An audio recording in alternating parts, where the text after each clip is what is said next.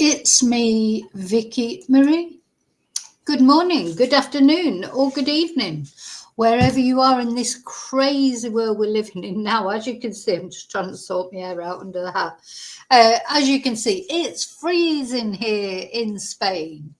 It is currently 8 degrees, but literally when I popped out earlier to the supermarket, look, I've even got my gloves on, was 4 degrees. It was so cold. Because, as you know, if you watch my channel regularly, I don't have any central heating in my house, so I'm just have to wrap up warm. I've got some plug-in heaters which are out now, but they're expensive with the old electricity, so I try not to put them on if I can. I try and layer up instead, but I've got to admit it's pretty freezing this morning. So I've got a nice black coffee with a little snifter of whiskey. That's the Spanish way, just try and warm myself up. I hope it works. Oh, yeah, really is quite chilly today. Even the dogs have got their jumpers on now. So in this video, we're going to talk about Samantha Murphy, and we're all waiting with bated breath, aren't we? There are searches going on. I mean, I think there's been on and off searches ever since this lady disappeared. A long time ago now, not last February, but the February before. So we're coming up to 2 years that this poor lady went out for a morning jog and just never came back. In the meantime, of course, Patrick Stevenson, a young Australian man, the golden Australian boy. But anyway, he was arrested for her murder, charged with murder, even though there is no body yet. Now, some people are saying, oh, well, he shouldn't be in prison if there's nobody, maybe he's innocent. The police haven't arrested Patrick just on a whim. They've arrested him because they've got enough evidence to prosecute him, whether they find the body or not. But of course, if they find Samantha's remains, that's a win-win situation, not only for the court case, but also for a family who get a chance to actually put her to rest properly. Because it is, the police are making creating no illusions in their opinion. Samantha is dead. She was deliberately targeted by this boy. And then, as I said, they're saying that for a reason. But they cannot release any information until the trial. I can't wait for this trial because when all the information comes out, it's like with the Erin Patterson trial, the mushroom murderess. That when all the information comes out, you think, oh my God, it's like they've got enough information to charge him. I think enough evidence to charge him anyway. Well, they've already charged him to convict him, but they need, as I say, Samantha's remains need to be found, both to help the case, but also, and I think more importantly, in a way. This family, she was married with 3 children, one child really quite young, and they deserve to at least be able to put their mum to rest, not have to worry, where she is. She's just lying out there somewhere, discarded like a dirty hanky or something. So, yeah. That's what we're going to be talking about, is what progress, if any, has been made and what we can expect. I'm going to do a little bit of waffle first, as I always do. First of all, I'm going to say my thank yous. Thank you for watching. Thank you for liking. Thank you for subscribing. Thank you so much for super chats. I've been sent some super chats lately, and Ko-fis, etc., that people have sent me. Thank you. I really appreciate it. In fact, I'm going to put my little thank you video on there. It's much appreciated. It just helps my channel to keep going, helps my, with the costs of running the channel, etc. But not only that, it always makes me feel that if people appreciate me like that, they must be enjoying what I do, because sometimes, it is hard covering true crime. I mean, it's something I'm interested in anyway. I don't know why. Well, I do know why, but the thing is, but sometimes it weighs heavy on your soul. Sometimes some of the cases, I'm a person who tends to sort of think about them a lot, even when I'm not on stream, etc. Worry about the families and that's just the way I am. So it can weigh hard on your soul, if that makes sense. And sometimes you just have to, I think yesterday I had a break from streaming. Sometimes I want to just watch something silly and switch off a bit. I'm lucky I can do that. Of course, the families of these victims that we talk about, they can't do that. That is their real life. Can't just switch it off and put some comedy on or something to make them laugh and help them forget. So that's basic. I think the main, and sometimes I challenge myself, why do I even do this? Why do I do it? And I do think it's important these people are not forgotten. Like Samantha must not be forgotten. Even beyond, I mean, she won't be forgotten by her family and friends, of course, but all the victims need to be remembered in one way or another, isn't it? It's almost every time you speak their name, then at least they're sort of still alive in one sense or another, and people care about them.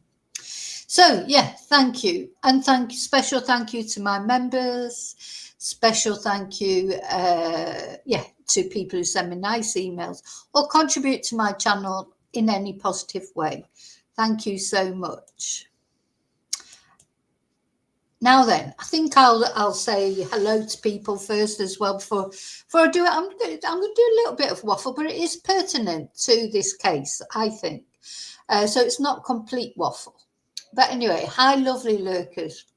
Thank you for watching. I hope you're all well. Hi, you replay crew. Thank you for caring about Samantha, for watching my channel.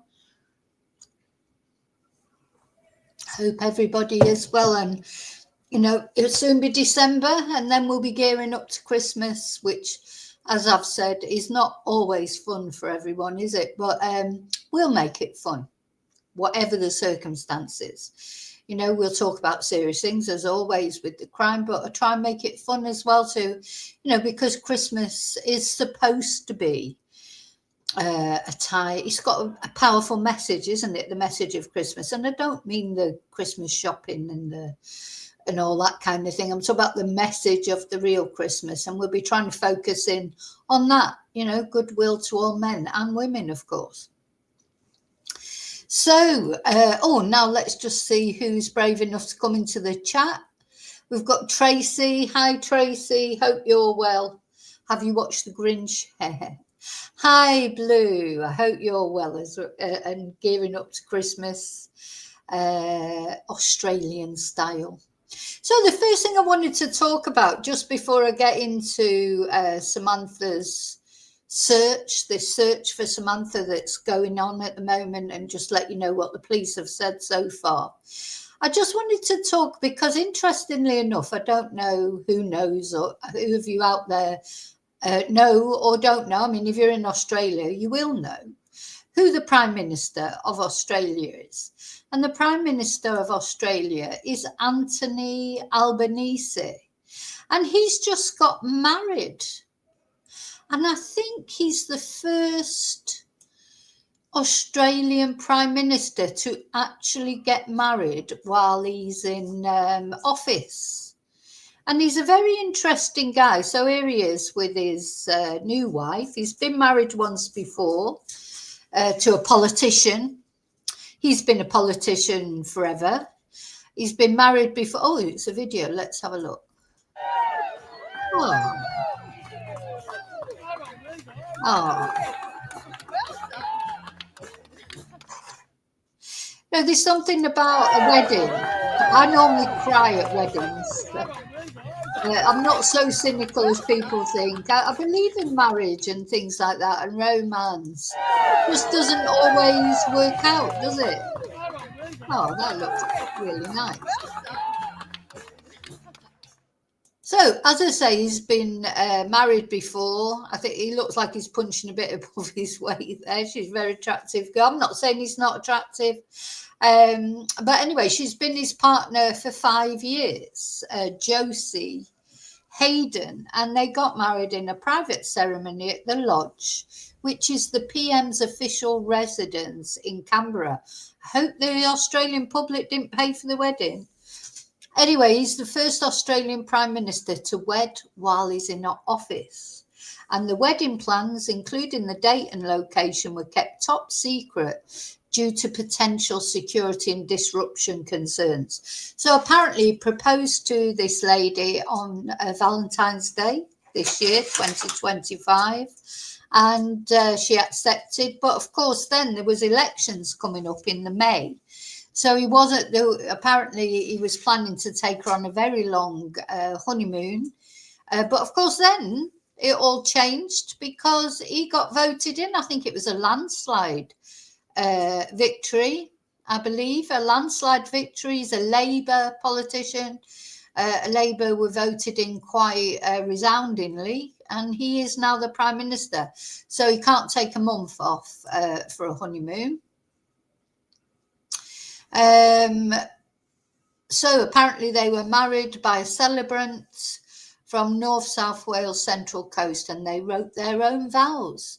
We're absolutely delighted to share our love and commitment to spending our future lives together in front of our family and closest friends. Now, it's quite oh, look, that's the bridesmaid and his dog. It's sweet, isn't it? There is something about a wedding, you know, no matter what you think about marriage, etc. It is sweet, isn't it? It is sweet. Oh, apparently she realised that she was in love with the Prime Minister. He had a car accident and he was quite ill. Look, Riley's trying to photobomb. Let's have a look at Riley. Oh, look, you don't want another dog, do you? No, look, you can't have them all looking at that other dog. You want him to look at you. He would be good at a wedding as well. I have to find someone to marry because he's white, completely white as well. Yeah, he's getting dog envy there. He doesn't want that other dog taking all the limelight, do you? Yes, you can be my... what would you be? My groomsman. If I ever find anyone crazy enough to want to marry me, you can be my groomsman, can't you? Yeah, or you can give me away.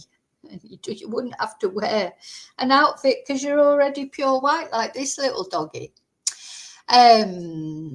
Yeah, so apparently he had a bad car accident or something. That's when she realised she loved him because she was so scared that something might happen to him, apparently. So I just wanted to show you that because it's pertinent in the sense of it's Australia. Oh, look, there they are. Is that his son? Yeah, that's his son, Nathan, to his first marriage. Now, I've got a lot of Australian followers. I'm sure you'll let me know whether you think Mr. Albanese is a good Prime Minister, a bad Prime Minister, or maybe you think, oh, we'll wait and see. Look, this is typical Australian fashion, I think. Guests were served beer in custom cans made by Willie the Boatman, an inner West Sydney brewery. It's sweet, isn't it? Cans of beer with their photos on. Sod the champagne. This is Australia. We're having beer. All expenses related to this event are being paid for privately by Mr. Albanese and Miss Hayden. So let's hope so. And the Prime Minister and Miss Hayden will go on a honeymoon in Australia from Monday till Friday of next week. Now, you might say, should he be going on a honeymoon when he's Prime Minister? I mean, I don't know. What do you think? Anyway, they're only in Australia. They're not going abroad. And it's only from Monday to Friday. So he's having a week off. So plans for the wedding had been put on hold until after the May election. Mr. Albanese also revealed in June that the couple had planned to honeymoon for 2 months had he not been reinstalled as Prime Minister. And instead, the couple is expected to limit their honeymoon to about 2 weeks. I thought it was just Monday to Friday. You can't go on honeymoon for 2 weeks when you're Prime Minister. Sorry, you just can't. You know, don't be Prime Minister if you want to go on honeymoon for 2 weeks. Or wait until after. But anyway, that's my opinion. I think Monday to Friday, well, fair enough. Let him have a few. Really, they should just be having a weekend away. He is the Prime Minister of Australia. Anyway, never mind. Don't matter what I think. I'm not even Australian, but I'll be interested to see those of you out there. As I say, I've got a lot of Australian followers. Let me know what you think of him. Should he be able to have 2 weeks honeymoon even though he's Prime Minister? Nah, not in my opinion. You know, you don't be Prime Minister if you want to take 2 weeks off arbitrarily like that. But anyway. So, I mean, of course, the honeymoon could have waited. Do they have recess like we do in Britain? There's like a recess in the summer. He could have waited till then, couldn't he? Anyway, never mind. The other thing that I just wanted to say about Mr. Albanese is I don't know if anybody, you know, obviously if you're in Australia, you'll know.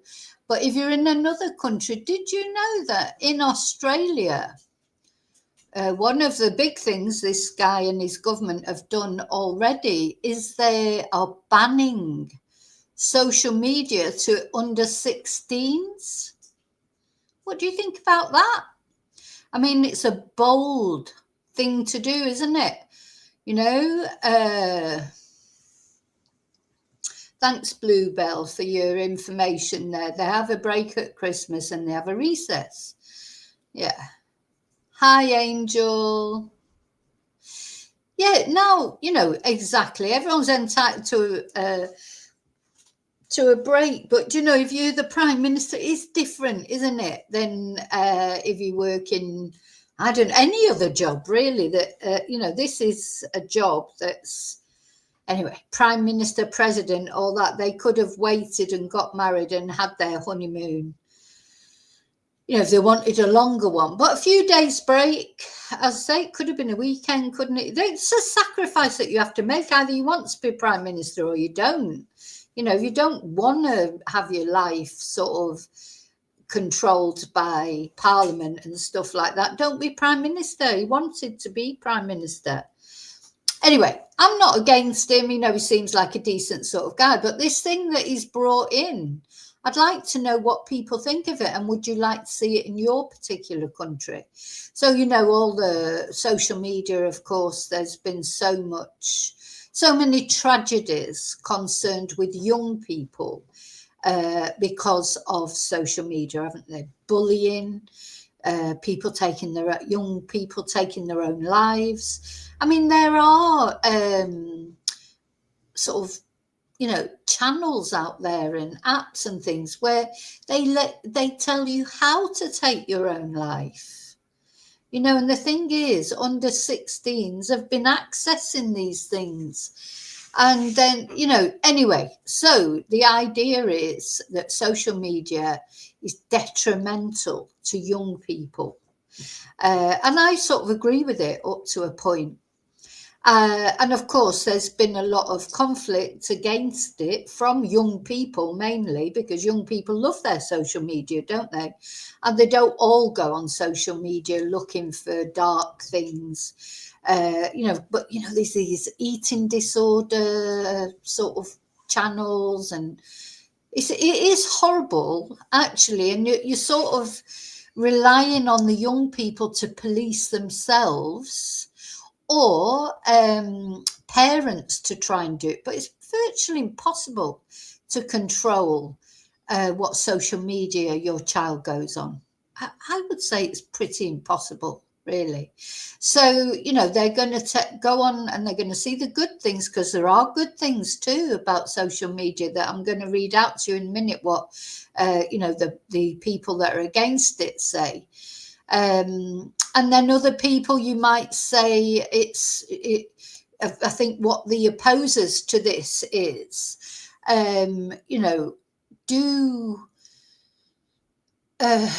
so what the young people who want their social media back, well, it's not been taken away yet, but it will be. They're saying, don't blame us, blame the social media giants like your TikTok and your Instagram and your YouTube or whatever. They should control more the content that goes out. And I agree with that. They should stop the content going out in the first place. That's the ideal solution. But the problem is, it's so difficult to do. So I think the reason they're doing this personally is because it's easier to do this. I suppose people will have to verify their age. But then these actual very dark channels and things, they shouldn't be there, should they? Why should they even be there for an adult to look at? It's not very nice for an adult to look at. An adult might have suicidal ideation and then find these things. Hi, Marcos. Oh, that's an interesting point that you make. And the same for me. When I was young, we didn't have social media, but people still did.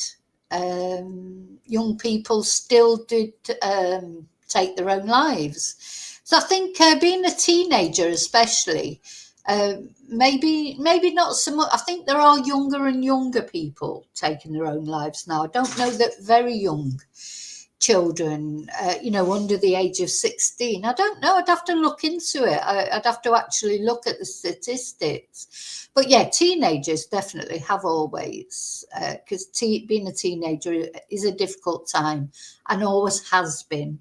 I even, when I was at university, I was reading about Plato, the Republic, and Plato, the philosopher from, centuries ago. Complaining about teenagers and how teenagers were this and teenagers were that. And, they've always been the same, because puberty has this catastrophic effect, doesn't it? I mean, it really does have a catastrophic effect, puberty. And some people survive it and some people don't survive it. And as you say, it's always been like that, and it always will be like that, whether you've got social media or not. I do feel, though, maybe now younger and younger people, I feel that when I was young, we were really quite innocent. Now they don't seem to be. They're carrying knives around. They're getting into different things than we used to get into. So I don't know.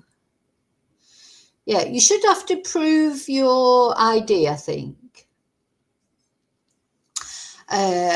Yes, and this is a problem, Bluebell. What you're saying is, young people, they're going to have their tablets and things, phones, for education purposes anyway. So, it'd be interesting to see how will it work. How will it work?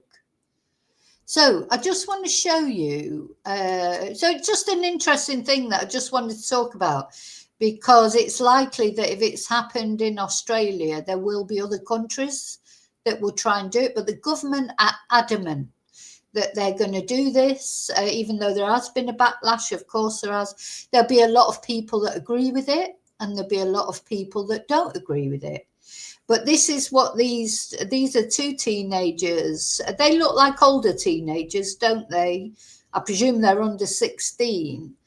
But maybe 16 is too old. Maybe it should be from 12 or something like that. I don't know. But I do think it's more, to me, it's more dangerous for very young children than it is, because, as you say, older teenagers, they will find a way as well. They'll find a way. If they want to look at something online, they'll find a way. They'll go on their mum's or dad's tablets or use their accounts, or, I think for younger children it might help. But anyway, so this is what they say: ban the harmful content from social media instead of us. And I think there's a case for that. Noah Jones and Macy Nayland argue that the ban disregards the rights of children, and social media companies and the Australian government should be using their resources to remove predators and harmful content from platforms rather than banning under 16s. And I do think there's a big case for that. I do think the social media companies get away literally with murder, because I've reported many things that I've seen on social media that I thought that have upset me when I because you come a problem with things like TikTok and those, as you're scrolling down, same with X really, you're scrolling down and they just come up, you might not even, you're not looking for it. I don't know why they come up, sometimes things that come up on TikTok, oh my God, especially sometimes things about animals and stuff. And I just honestly got to find it really distressing. I've, caught by accident videos that have upset me for days afterwards. And that's me as a grown woman, what you might refer to as an elderly woman, really, never mind a child. So I do think they need to have, and then they'll demonetize me for something. I don't know. I never, ever put anything like that on, and yet. And then when I report these things, they always come back and say, oh, we couldn't find anything wrong with our content and blah, blah, blah, blah, blah. I don't think I've ever been successful in getting a video taken down. So they say they should be using their resources to remove predators and harmful content from platforms rather than banning under 16s. And it's true, it should be a safe place to navigate, not only for under 16s, but for me. I don't want to see these videos. So from the 10th of December, so not long to go actually, social media firms, including Meta, TikTok and YouTube, must ensure that young Australians cannot hold accounts on their platforms. And campaigners and the government say the law is necessary to protect children from harmful content and algorithms that can promote it to users. But the policy is being challenged in the nation's High Court by two 15-year-olds, backed by a rights group who say it robs them of their right to free communication. So let me know what you think. Just interesting, isn't it? Bluebell seems to think it won't work. Yeah, I think you're right, Marcos. I think, there's a big, what can I say? There seems to have been this disconnect, isn't it, with children? I don't know. I'm just thinking, I say when I was young, I've said many times, we did do naughty things. We knocked on doors and ran away. We used to phone people out of the phone book. Just ridiculous. We'd find a famous surname in the phone book at the telephone kiosk. There was always a Yellow Pages, not a Yellow Pages, a phone book. So we'd look through it and find a famous surname and phone up and ask for that. So like I've said it before on stream, we phoned up this guy once, so it was my turn to do it. I mean, I can't even remember how old I was. I was probably about 9 or something. I can't see that I was much older. And we saw Nightingale. So we looked up Nightingale, found a phone number with a surname Nightingale, and I rang up this old man, or he was just an old man, answered, and I said, oh, is Florence there? I mean, this was us being naughty when I was a kid. That was the naughty things that we would do.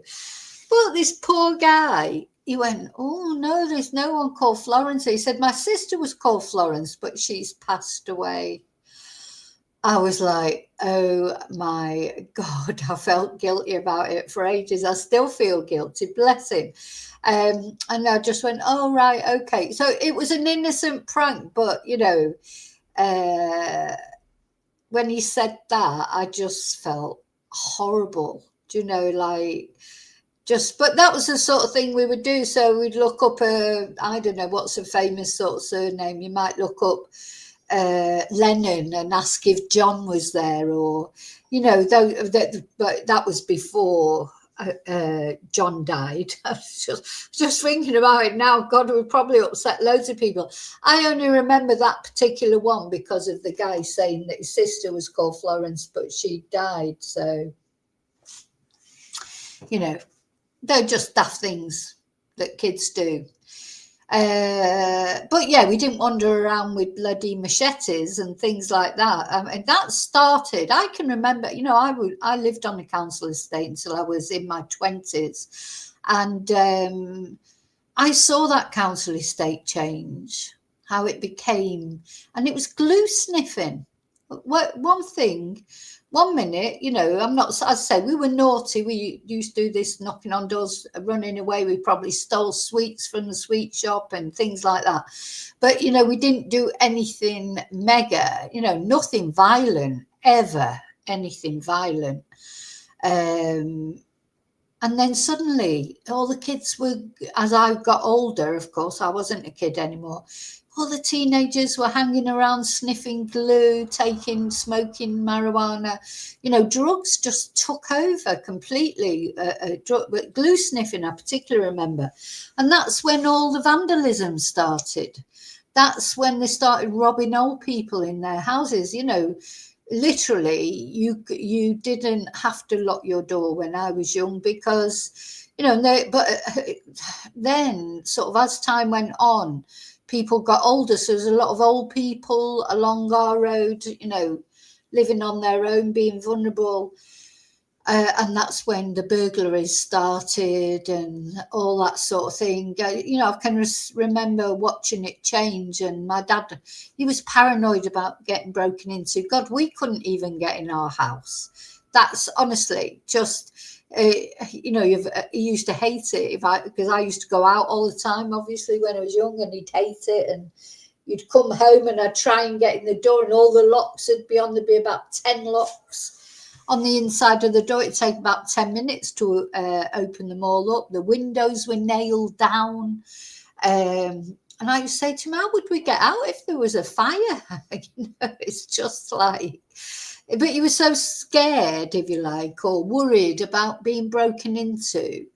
And he got worse, obviously, as he got older, because my dad was a person, he would go out and challenge someone if they were doing something wrong. And I've had to call him back in quite a few times because, when he was young, he was a big, strong guy. He was in the Navy, very broad. And but, he didn't realise, as we don't, as he was getting older, to go out and challenge a big gang of young lads who may even have a knife is not a good idea. My dad would do that. Anyway, so let me know what you think. Is it a good idea to ban social media to under 16s, or do you think it won't make any difference? I mean, the proof will be in the pudding if they ban it for a year. I don't know if there's any change in statistics or whatever of young people taking their own lives or whatever. Now, the thing is, these young people are saying that although there are problems with social media, it also brings so much good. Education, communication, inclusion with society. I mean, these days relationships are conducted through social media, aren't they? And so they say the ban would impact their relationships and particularly their sources of knowledge about politics. Democracy doesn't start at 16, as this law says it will, they said. So the case has been filed in the High Court on Wednesday, but the government so far, the Communications Minister, Annika Wells, has told the Australian Parliament the government will not be swayed. We will not be intimidated by threats. We will not be intimidated by legal challenges. We will not be intimidated by big tech. And on behalf of Australian parents, we will stand firm.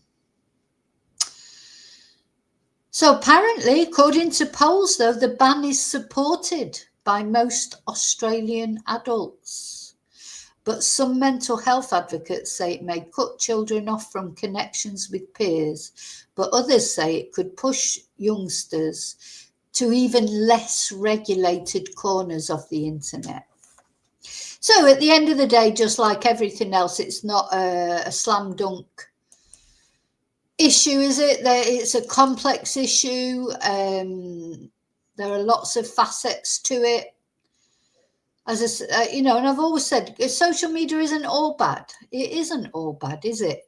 At the end of the day, there's a lot of good things about social media.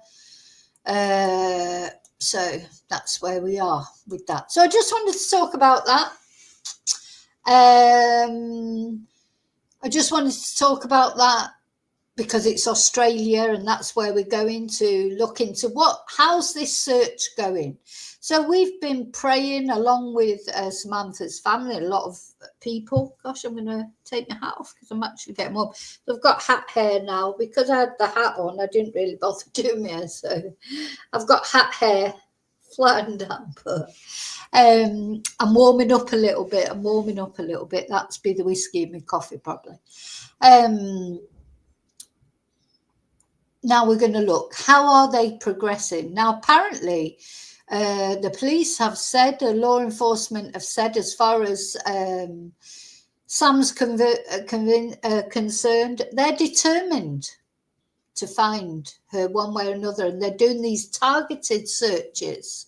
That's how they refer to them, targeted searches. Now, they've apparently made a resolution to find her. I mean, nobody, apart from Mick and the family, nobody will be more keen, if you like, to find Sam than law enforcement.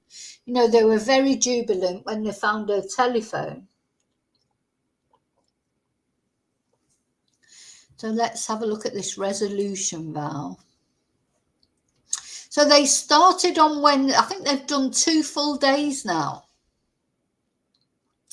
And so are they going to carry on over the weekend?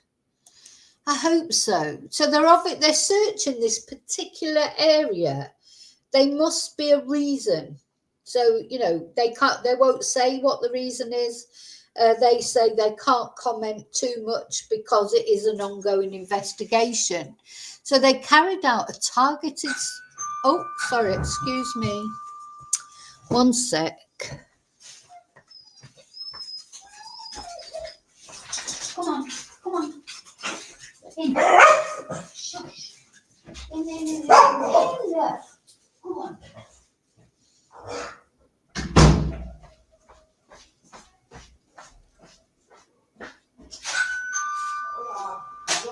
Sí. Paquete correo. Muy bien, gracias. Es tu primer día. Muy bien. Mucha suerte con tu trabajo. Adiós, gracias. Adiós.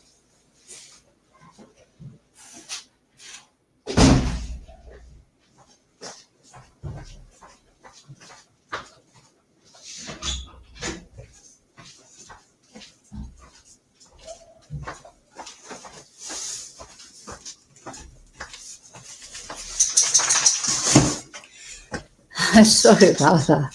You can be sure, can't you? As soon as that's a delivery. Hey.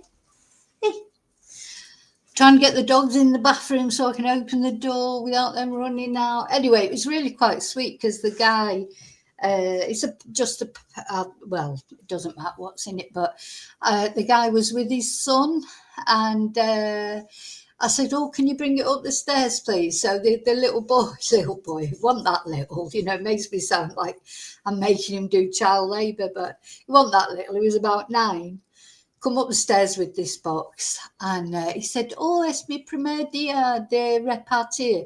It's my first delivery day. So, little sweetheart. If I would have known it was going to be him, I would have given him €1 or something, but I've got nothing to, or some sweets or something. Anyway, never mind.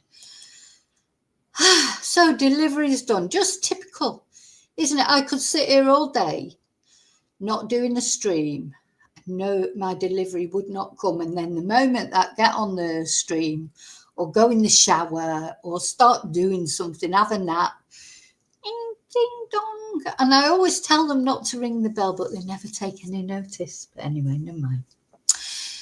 So where was I? Right. Oh, that's right. So I was reading this. So they carried out a targeted search of Enfield State Park, about 30 kilometres south of Ballarat, where the mum was last seen on Wednesday. Nothing new was found during Thursday's search, but officers are expected to be out again on Friday. Now, as far as I know, they didn't find anything Friday either. Well, they haven't said that they did. So we have to wait. I'm sure if they find anything, as soon as it's confirmed, and they have to speak to the family first, of course, as well. There'll be a press conference or something. There'll be some statement. I am just longing for that day, honest to God, and as I'm sure anyone who's been interested in this case, this poor woman, she was just out for a run. She was doing the most normal of normal things on a Sunday, looking forward to a nice Sunday with her family. They were going to have a brunch. She was training for some sort of marathon type thing. She, went out, cleared up after her dog. Off she went on her jog and disappeared into thin air. And she has never been seen again, except by Patrick Stevenson or whoever did whatever they did to her. And some people think, was anybody else involved in helping him hide the body? It's possible, isn't it? We don't know. Though the police have specified. Hi, Steve. The police have specified that nobody else was involved, but the police do lie. They can lie when it comes to investigations. At the end of the day, their duty is to the victim and the victim's family, and to secure a conviction for a crime. Their duty is not to tell the truth to the public. I mean, that's just the way it is. And if they say, oh, we don't think anybody else is involved, that could be because they're trying to put somebody's mind at ease who was involved and knows they were involved. So in some ways, we can't take what the police say to heart, because they did say, of course, for quite a long time after Samantha went missing, they did say there were no suspicious circumstances, but they must have always known that there were suspicious circumstances. But I think, they come out and say that, Patrick, if he's guilty, of course, we always have to say allegedly, he will have been watching the news and things, and they're aware of that. So they want to lull him into a false sense of security, or whoever the perpetrator is. Oh, no, we don't think there's anything suspicious. We think there might have been an accident. And he relaxes then. That's what they want, isn't it? That's what they want. So, yeah, it's difficult, to know if what the police say is true. But they have said they didn't think anyone else was involved. So, so this guy who's been charged, 23-year-old now, he was 22 when it happened. Golden balls, all Australian boy, Patrick Oren Stevenson, with the dad who was an NFL player, good family and everything. He's pled not guilty, and he's scheduled to appear in the Supreme Court April the 8th. It's still miles away, isn't it? It's still 5 months away, but it's coming closer. I mean, these dates, they take a long time to come, but it'll come. Like Aaron Patterson, his day of judgment will come, and then we'll find out what evidence the police have got against him. Do you know, I was thinking about Erin yesterday, unfortunately, but yesterday morning I had a little, without giving any, loads of details, because you don't need them, but my tummy was just a little bit off. I just didn't feel 100%. And I was going to go to the shop. That's why I've ended up with a package being delivered. I needed some bits and pieces, and I was going to go to the shopping centre, which is 20 minutes away. That's all. And I just, you know what it's like if you've got an upset tummy or you feel sick or anything, you don't want to go far from home, do you? Because, or anywhere you go, you got to know there's going to be a toilet there in case you feel like you want to be sick or you need to go to the toilet. And I was thinking about Erin and that day when she supposedly had, you know, a really bad tummy, and she was, you know, and she knew that her relatives were in hospital, gravely ill. And she still took her son to the flying lessons, which was an hour and a half away. An hour and a half's drive. An hour and a half there. Then she's got to hang around while he has his hour-long flying class, and then come back an hour and a half later. You know, get back, take another hour and a half to get back. And but she still went. She still went. And not only that, she badgered the guy to go. You know, it was him who cancelled it in the end, not her. And she had white trousers on, or cream-coloured trousers, when she supposedly, you know, got this terrible diarrhea. And I was thinking about, I thought, God, I don't even want to get in the car and drive 20 minutes. So I've ordered the stuff that I want on Amazon in the end, instead of going to the shopping centre for it.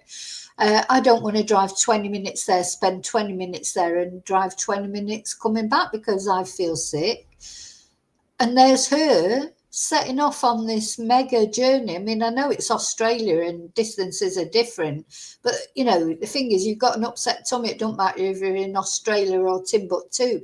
You do not go to travel great distances. You know, and it just one of those many things that told us that Erin is a total liar, isn't she? Where's my Pinocchio thing? I put it on for ages. You know,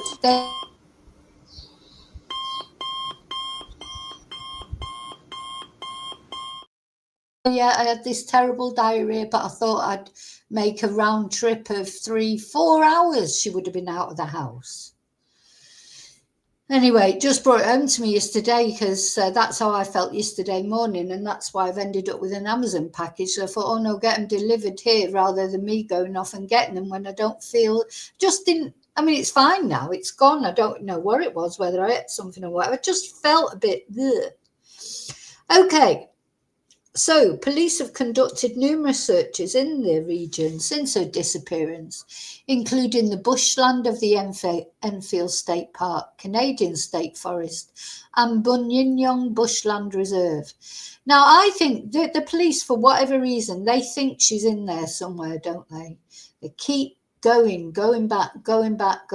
So, I think their perseverance will pay off. So don't forget, they recovered her phone from the bank of a dam near Slaughterhouse Road. That's a nice name, isn't it?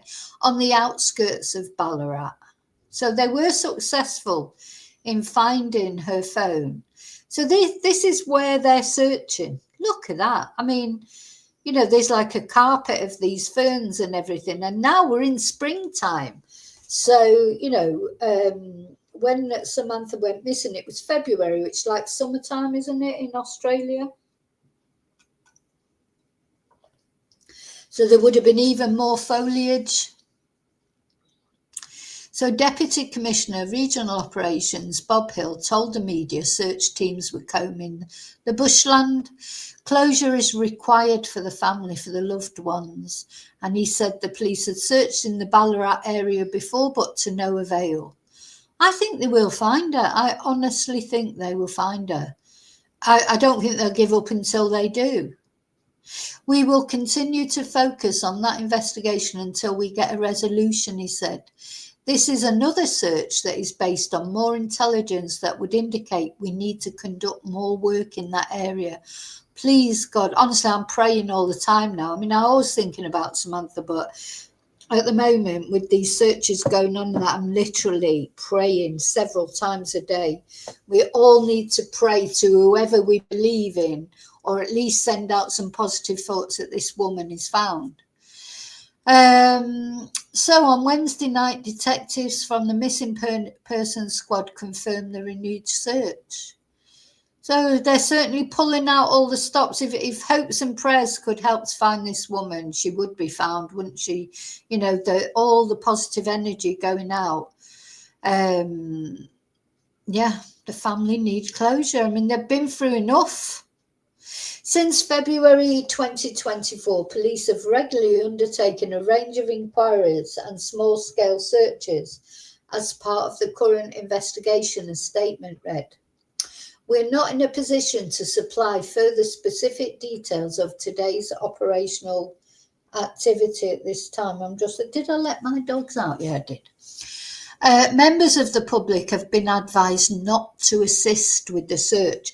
So you know that they're expecting to find something because they're telling the public not to help because they don't want contamination of evidence, I suppose.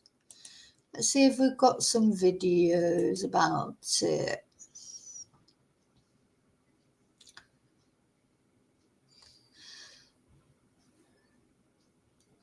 Yeah, all the media is talking about these new searches.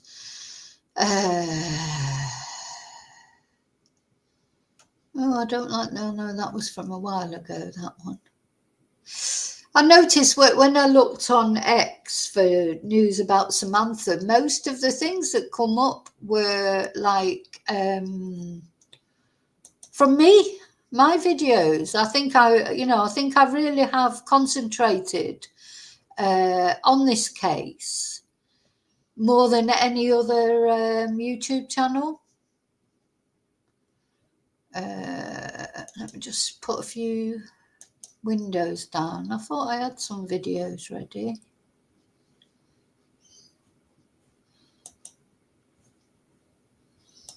Let's see. Yeah, let's see if we can find.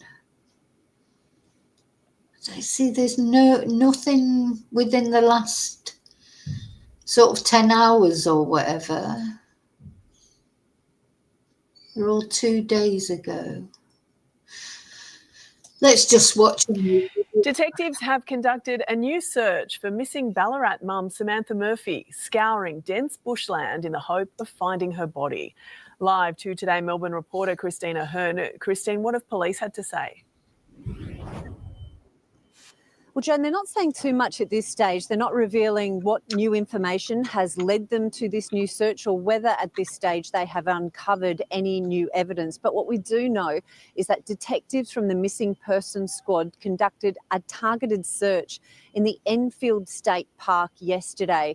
Now, the Enfield State Park is located about 25 kilometres south of Ballarat. It's about a half an hour drive from Samantha Murphy's Ballarat home, and it's also located about 5 kilometres away from the dam where her mobile phone was discovered in May last. Yeah, so it's 5 kilometres from where the dam is, where the phone was found. I think this boy, seriously, like I think it was you, was it Musley, in the comments, someone's so young to be doing these kind of things. You just wonder, like, would he, this probably wouldn't have been the last time he would have done something like this, if he's guilty, of course, if he's guilty, allegedly. To be so young and committing these sort of crimes already, it doesn't show much hope for the future, does it? And, this guy, he is your most unlikely suspect, young, handsome guy, sporty, he's got a job, he had a girlfriend, nice family, supposedly, that he comes from. He's the last person that you would think of doing something like this. So, it just makes you wonder then, is he like some sort of fledgling serial killer? If he's guilty, I have to keep saying that. It's just, to me, I know he's innocent till he's proven guilty, but I think, especially a boy like this, the police, he won't have been arrested for nothing. The police will be pretty certain, even without a body, that they've got a strong enough case against this man. They've not just done it arrested him for the fun of it, So we'll see. When the trial comes, we'll see what evidence they've got. As far as finding the body's concerned, there's been lots of cases in Australia, many where sadly bodies were never found, but there have been many cases where bodies were found after quite a long time. Wasn't that Baden-Powell? Didn't it take quite a while to find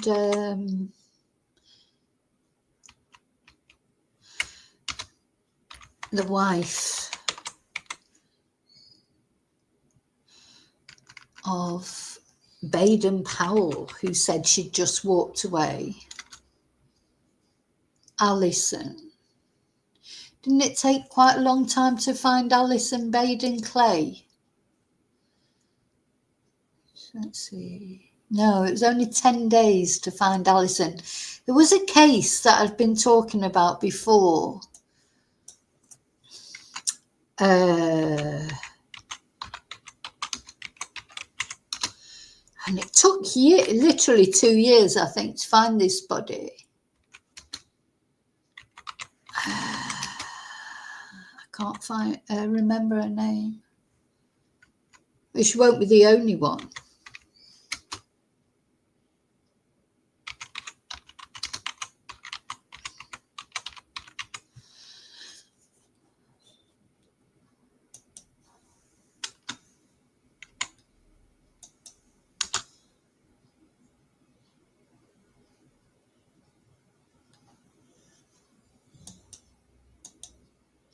Right, I'm going to have to change that search.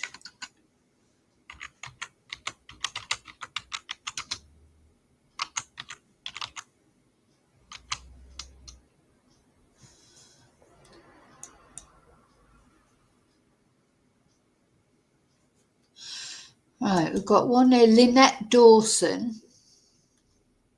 Oh, they still haven't found her. Still haven't found Lynette Dawson. So there's definitely one where they did.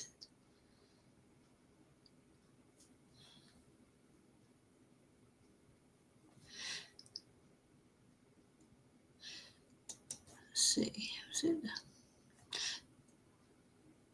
Is it Janelle Patton?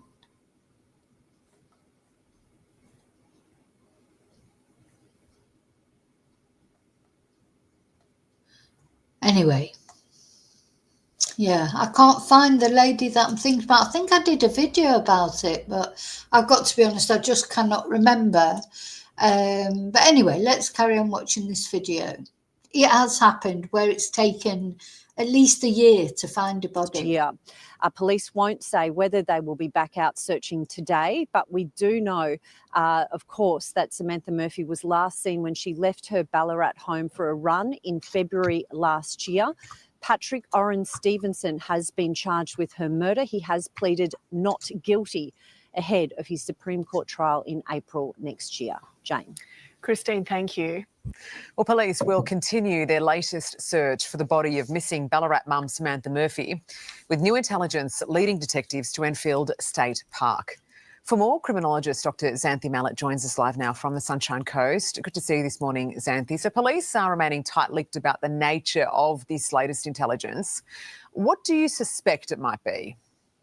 Good morning. Well, certainly they wouldn't have initiated another search without intelligence leading them to this.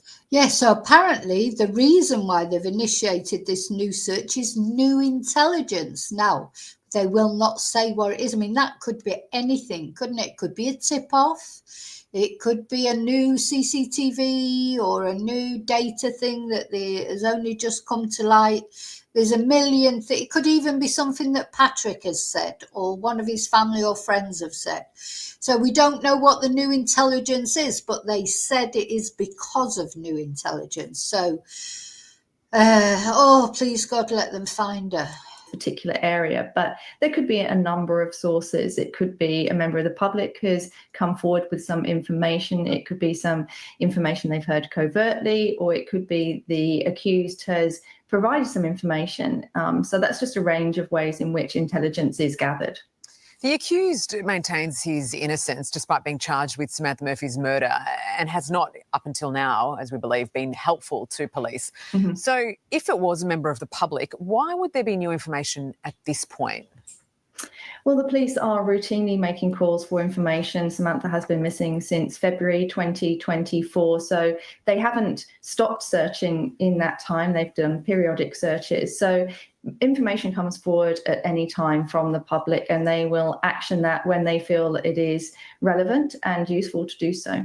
They're searching for a body, tragically, but what other evidence may they come across? You know, maybe that somebody found something in this state park, you know, not actually Samantha's remains, obviously, but maybe somebody found something there and took it to the police and said, oh, I found this in the state. And then the police realised it was something to do with Samantha or something to do with him. So, you know, there's another possibility. There are a lot of, you know, we won't find out until the trial. Potentially. Well, really, they're looking for anything that could link to Samantha Murphy or the accused. So ultimately, yes, they are sadly looking for Samantha's remains at this stage. But if they come across anything else of forensic relevance, obviously, that could help the investigation, then that will be collected and triaged to further the case. Samantha, as you know, I mean, these kinds of cases are always so heartbreaking, not just for the community, but especially for the family. In this case, Samantha's husband and daughter. I mean, it's so tragic for them to still not have answers. Absolutely.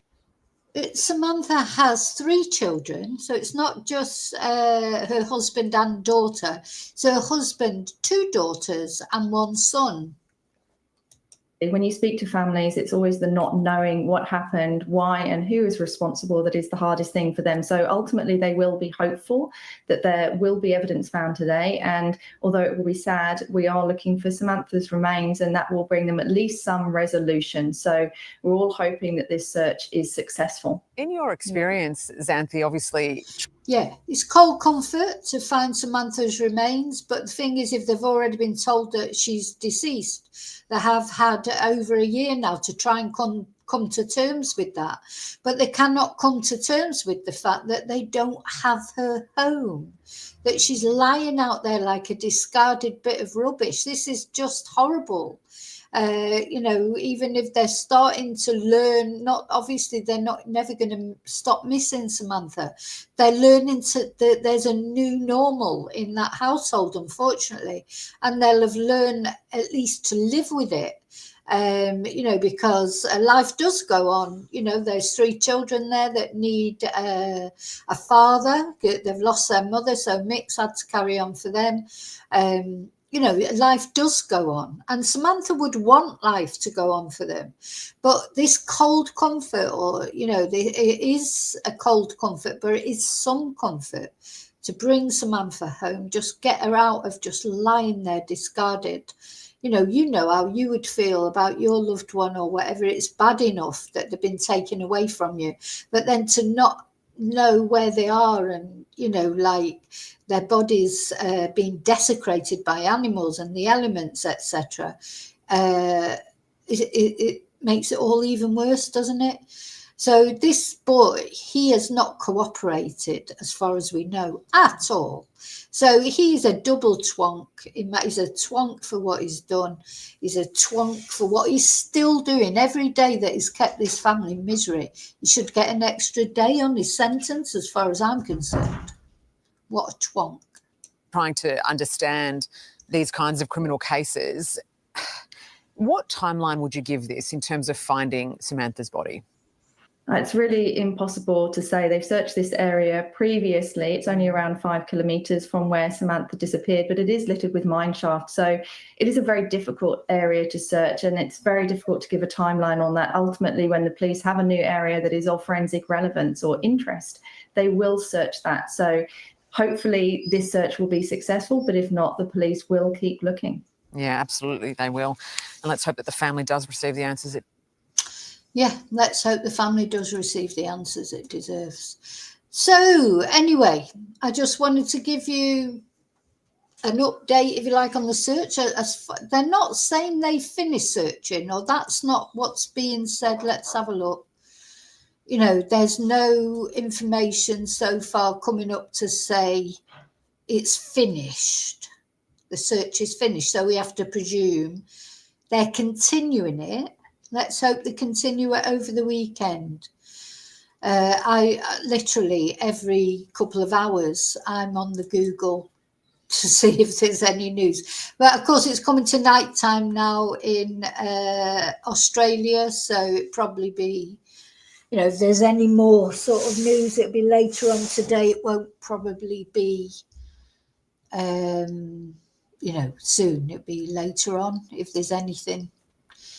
So we just carry on praying, don't we? Yeah, I think there is that rule, David. And David saying there should be a law if found guilty, nobody whereabouts is given it's a whole life term.